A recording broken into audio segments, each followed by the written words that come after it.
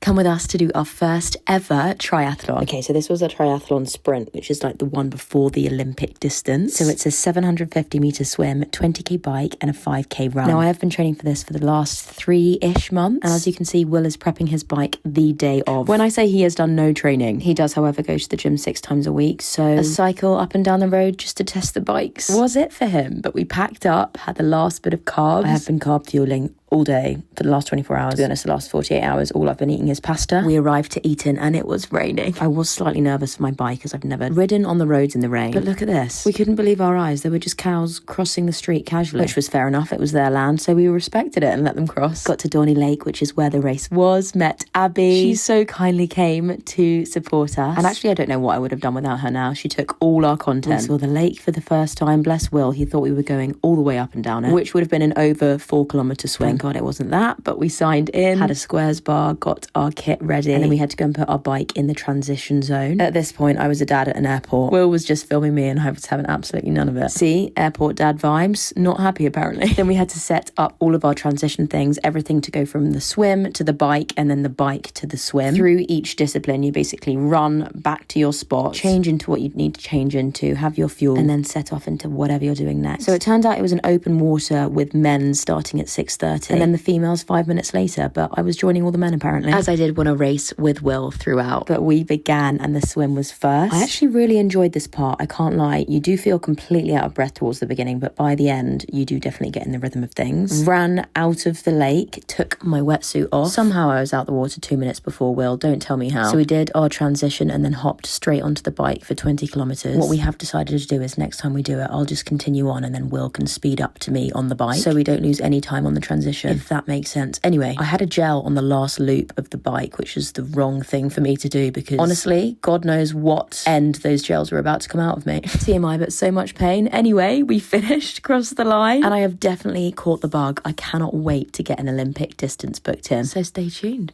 Bye.